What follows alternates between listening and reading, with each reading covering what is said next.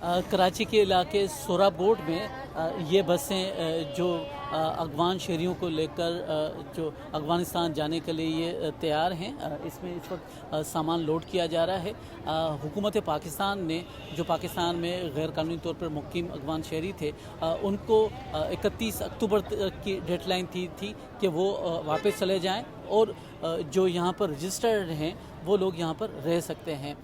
सुबह को यहाँ पर पुलिस ने ऐलानात किए हैं जिसकी वजह से लोगों में काफ़ी परेशानी का सामना रहा है। यहाँ पर जो बस मालकान है उनका ये कहना है कि लोगों की तादाद ज़्यादा है जबकि बसों की तादाद कम है।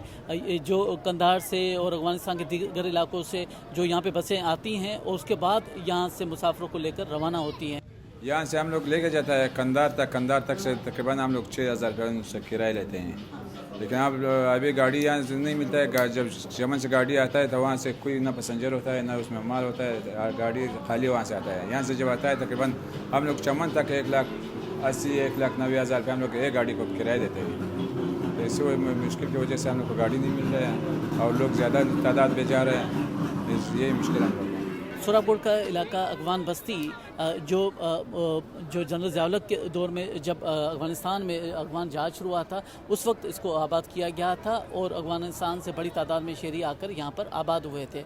इस वक्त सूबाई हुकूमत का कहना है कि 1,75,000 के करीब जो अफ़गानी शहरी हैं वो इस वक्त कराची में मौजूद हैं और उनमें से जो अनरजिस्टर्ड हैं उनको वापस भेजा जाएगा।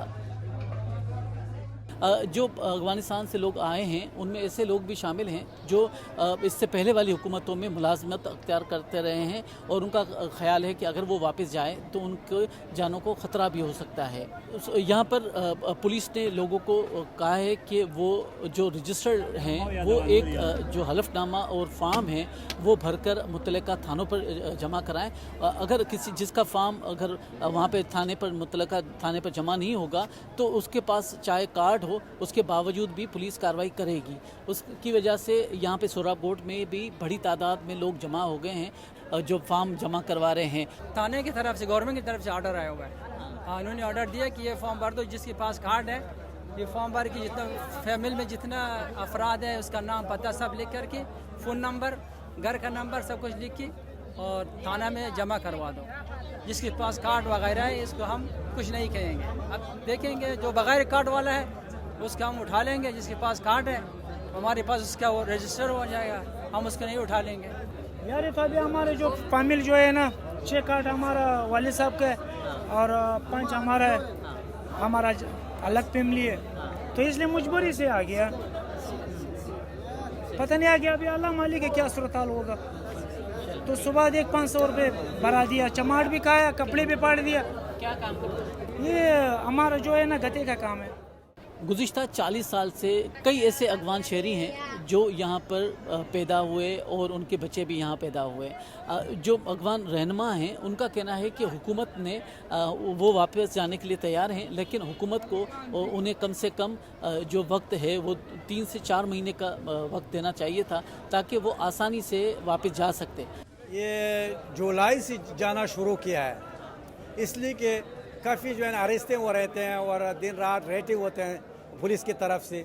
घरों पे जो है ना रेट होते थे, लोग काफ़ी मजबूर थे और जा रहे हैं। और मेरी रिक्वेस्ट हुकूमत पाकिस्तान से गवर्नमेंट पाकिस्तान से ये है कि 45 साल ये लोगों को अपने आगोश पे रखा और अभी ऐसे मौसमी सरमा पे ये बेखान माल बेसरोबर अभी छोटे छोटे बच्चे हैं और औरतें हैं और माजूर हैं, इसके लिए कुछ टीम देना 1, 2, 3 महीना ज़रूरी था। इस वक्त भी कई ऐसे लोग हैं जो वो कह रहे हैं कि वो उन्हें अपना जो सामान है जो उन्होंने दुकानें बनाई थी या कारोबार शुरू किया था उन्हें जल्दबाजी में फ़रोख्त कर जाना पड़ रहा है।